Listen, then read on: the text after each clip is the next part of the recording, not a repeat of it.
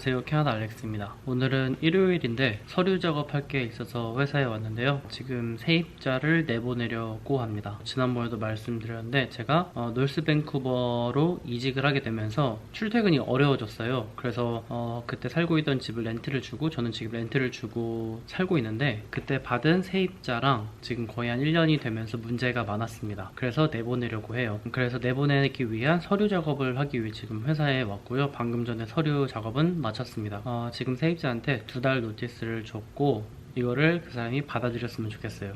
무슨 문제가 있었냐면은 처음에 그 집을 보러 온 사람은 그 살고 있는 아버지였어요. 한 50대 중반, 60대 가까이 되는 아저씨가 오셔서 자기 아들이 취업을 한 지 얼마 안 돼서 신용이 없다. 그래서 자기가 메인으로 계약서에 들어갈 거라서 돈은 내가 낼 거고 사는 거는 내 아들이 산다라고 했어요. 그 아저씨 인상이 너무 좋았거든요. 처음에 되게 깔끔하셨고 집도 마음에 들어 하셨고, 그래서 그 아저씨한테 어플리케이션 받고 보니까 뭐 돈도 많이 버시고 그 직장에서도 한 30년 일을 하셨더라고요. 그래서 너무 괜찮은 분 같아서 그분이랑 계약을 했습니다. 이사 당일에 그 실제 사는 아들을 처음 본 거죠. 왜냐면 제가 세입자를 구할 때 가장 신경 썼던 거는 돈을 안 밀리고 낼 것이냐. 왜냐면 저도 돈을 받아야 그걸로 모기지를 갚기 때문에 제때 돈을 낼 만한 경제력이 있는 사람이 제일 중요했거든요. 하지만 어쨌든 결론은 그게 다가 아니라는 걸 지금은 알았죠. 그래서 이사한 날 아들이 이렇게 아버지랑 같이 짐을 옮기더라고요. 근데 이렇게 판자 같은 거를 들여 놓는 거예요. 그래서 이거 뭐냐 했더니 방음벽이래요. 아들이 기타를 친다고. 거기서부터 약간 싸했죠. 이거는 내가 몰랐던 건데. 제가 그 집에서 그 블루투스 마이크로 노래도 부르고 할 정도로 방음이 잘 돼 있어요. 노래를 불러도 같이 건물에 사는 사람한테 컴플레인트 한 번도 받은 적도 없어서, 그래서 그러려니 하고 지나갔죠. 그러고 나서 그렇게 살다가 한 달 있다가 스트라타한테 메일을 받습니다. 우선 스트라타는 그 건물에서 일어나는 일을 관리 감독을 해요. 어떤 사람이 불법적인 행동을 한다 그러면 그거를 감시하고 그걸 어떻게 조치도 그 사람들이 취하고, 또 만약에 공사할 게 있으면은 관리비 모은 걸로 거기에 공사를 또 진행하고, 한 달에 한 번씩 간담회 같은 걸 열어서 이 돈을 어디다 쓸지도 결정을 하고, 그렇게 약간 건물 자체가 모두가 행복하게 잘 돌아갈 수 있도록 그렇게 일을 하는 사람들인데, 거기한테 메일이 온 거죠. 그러니까 그 메일 내용은 다른 사람이 신고를 했는데 그 세입자가 베란다에다가 쓰레기 같은 걸 이만큼 쌓아놨대요. 그래서 그거를 세입자한테 물어보니까 이사하고 좀 자리가 없어서 그때 정리를 바깥에 내놨는데 이제 치우겠다라고 하더라고요. 그래서 저도 스트라한테 메일로 나 이런 경고장을 받았는데 지금 테넌트가 바로 치운다고 했다. 그래서 걔가 알겠다고 넘어갔어요. 그게 입주하고 한 달 후에 있던 일이고요. 그리고 나서 또 한 달 있다가 경고장을 또 받았습니다. 이유는 소음. 그 다른 거주민이 신고하기를 24시간 소음을 만든다라고 경고가 들어온 거예요. 보니까 뻔하겠죠. 그 기타를 쳤겠죠. 그래서 세입자한테 얘기해서 이런 신고를 받았다, 주의를 해달라 했더니 알겠대요. 그리고 한 달 있다가 또 그 패티오에 쓰레기 더미를 쌓아놨다고 신고를 받았습니다. 그래서 또 얘기했죠. 너 그거 놨다고 신고 들어왔는데 치워라 했더니 알겠다라고 치웠어요. 그리고 또 한 달 있다가 신고가 들어왔는데 드릴링과 소잉을 한대요. 그러니까 목공 작업을 집에서 한 거죠. 낮 시간에.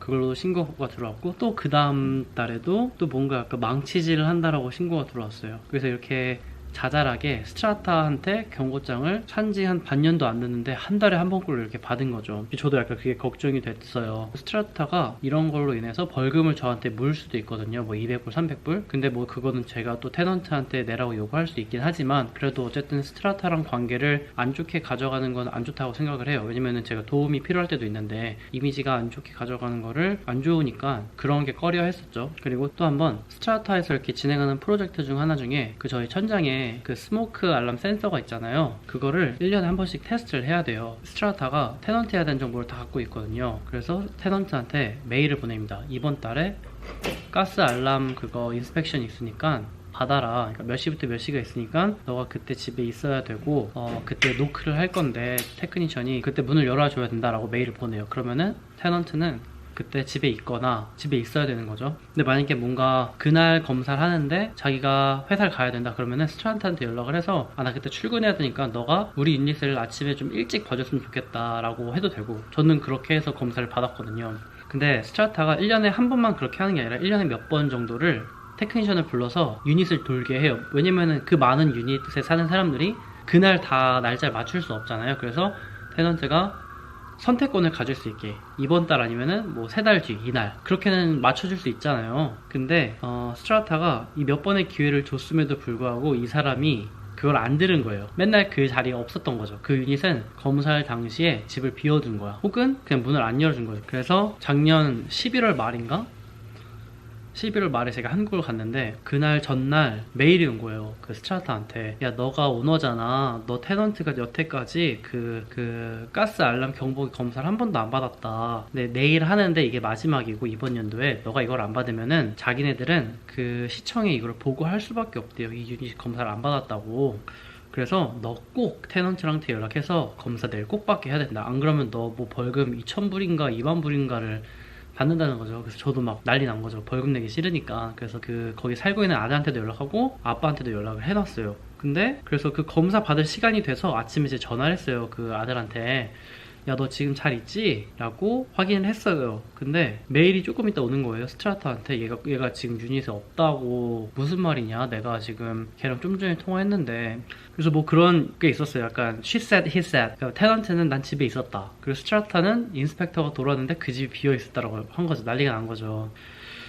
뭐 그렇게 해서 결국은 또 제가 또 아빠한테 전화해가지고 뭐 야, 너가 좀 전화 좀 해줘라. 나 지금 비행기를 한 30분 있다 타야 되는데 지금 무슨 일인가.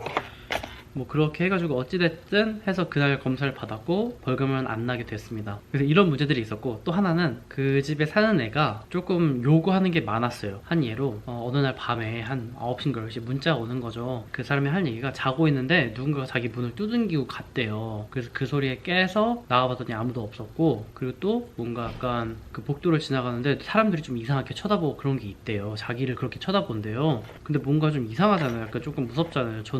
제가 나오기 전에 거기 살았는데 그런 문제가 한 번도 없었거든요. 그러더니 너 무슨 문제냐. 저는 거기서 테넌트가 잘 살아야 오래 살 거잖아요. 안 나가고. 왜냐면 저는 새로운 사람 찾는 게 귀찮고 번거로우니까. 그래서 잘 들어주고 그랬는데 뭔가 얘기가 점점 빠지는 거죠. 그러면서 자기가 살면서 힘든 얘기를 자꾸 하기 시작하면서 내가 이걸 왜 들어줘야 되지? 얘가 뭐 나한테 뭘 다른 걸 바라는 건가? 라는 생각이 들었는데, 이거는 내가 해줄 수 있는 게 없다. 네가 그럼 스트라타한테 연락을 해봐라 라고 했어요. 그 세입자가 스트라타한테 메일을 쓴 거죠. 자기가 뭔가 주변 이웃들과 이런 문제가 있다, 누가 자기를 막 쳐다보고 밤에 이렇게 노크를 하고 도망간다, 그런 문제를 쓴 거죠. 근데 사실 이거는 스트라타가 해줄 수 있는 게 없어요. 스트라타도 그 테넌트한테 메일을 보내는데 RCMP에 전화를 해라, 그래서 레포트를 하고 그쪽으로 문제를 해결해야 되지 스트라타가 도와줄 건 없다 라고도 스트라타도 이렇게 딱 선을 긋더라고요. 그러고 나서 저한테 또 오는 거죠. 야, 너는 내가 여기서 살면서 unhappy한데 너는 왜 그렇게 렌트를 받아먹으면서 아무것도 도와주지 않냐, 이런 거죠. 할 말이 없잖아요. 그래서 난 내가 해줄 수 있는 게 없다, 그럼 RCMP에 연락을 해라. 그래서 그 이후로는 뭐 별말 안 하더라고요. 이런 문제도 있었고, 본인이 스트라타 룰을 어겨서 경고장을 받고 고치면 되는 건데 그걸 받아들이지 않고 자꾸 컴플레인을 투덜투덜한데 저한테 그냥 계속 하는 거죠. 근데 저도 이게 엄청 스트레스였어요. 1년 동안. 저도 렌트를 받아야지 모기지도 받고 하기 때문에 거기 비워두면 2개가 나가잖아요. 그래서 안 나갔으면 좋겠는데 이 사람이 자꾸 컴플레인을 하는 거죠. 그리고 스트라타는 또 그 미운 털이 바뀌고 있고, 또 한 번은 스트라타랑 통화를 했었어요. 그 사람 문제 가지고, 그러니까 얘를 어떻게 도와줄 것이냐에 대해서.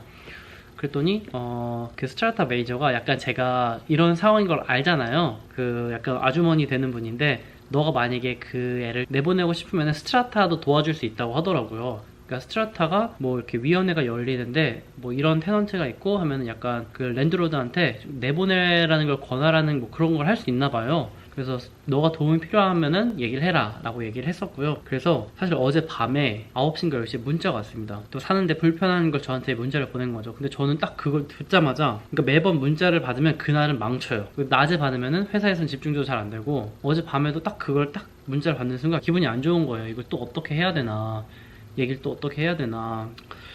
근데 이제 너무 1년 가까이가 이렇게 스트레스 받으니까 안 되겠는 거죠. 그래서 그냥 내보내야겠다라고 결심을 했고, 스트라타 매니저한테 메일을 썼습니다. 그러니까 나 지금 이런 상황인데 얘를 내보내고 싶다. 어떻게 해야 되냐 했더니 너 걔가 지금까지 경고장을 엄청 많이 받았잖아요. 그걸로 그 위반을 어겼다는 이유로 원먼스 노티스로 내보낼 수 있대요. 그래서 그렇게 힌트를 주고 만약에 걔가 그거를 받아들이지 않으면은 RTB라는 곳이 있는데 이렇게 뭔가 조정을 해주는 기관인 것 같아요. 거기 상담을 하라고 하더라고요. 그래서 일단은 그리고 하나 더. 이 사건이 있기 전에 다행인 거는 아버지는 좀 멀쩡한 분이세요. 그래서 이런 문제가 있을 때 저는 스트라타한테도 연락을 했었고 어쨌든 그 집의 주 계약자는 아들이 아니라 아빠잖아요. 근데 한 번 이런 적이 있었는데 아니 너 아들이 계속 나한테 이런 걸로 컴플레인을 한다. 근데 나는 내가 해줄 수 있는 거 다 했는데 더 이상 해줄 수가 없다. 말꼬리를 계속 물으면서 계속 컴플레인을 한다. 나 어떻게 해야 되냐 했더니 그 사람이 하는 말이가 본인의 아들이 자기랑 또 멀어져가지고 연락을 안 한 지가 오래됐대요. 그 약간 자기도 본인 아들을 놓은 거죠. 조절이 안 되니까. 그래서 저만 약간 중간에서 아니 그럼 네가 그 계약자 메인 컨트랙트인데 이렇게 무책임한 말을 해도 되나라는 생각을 했죠.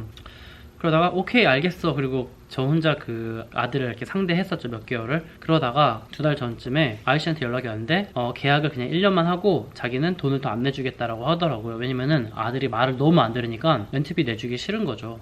아저씨가 하는 말로는 그 아들한테 뭐 7만 불짜리 잡을 기회를 줬대요. 왜냐면 그 아저씨가 그 회사에서 한 30년 넘게 다녔으니까 아들을 이렇게 그 회사에 꽂아주려고 7만 불짜리 오퍼튜니티를 줬는데 일도 안 하려고 하고 그래서 마음에 안 든다고 그냥 저한테 그냥 이제 안 하겠다고 4달 전에 노티스 준 거죠. 그래 알겠어 하고 저는 사실 고마웠죠. 왜냐면은 전 내보내야 되나라고 생각을 했는데 본인이 나간다고 했으니까. 근데 지난달에 아저씨가 말을 바꿨어요. 왜냐면은 요즘 아들이 말을 잘 듣는데요. 그래서 계속 이렇게 할 생각이다 라고 했는데 전 어제 또 그 문자를 받고 딱 이렇게 탁 벙찌면서 안 되겠다라는 생각을 한 거죠.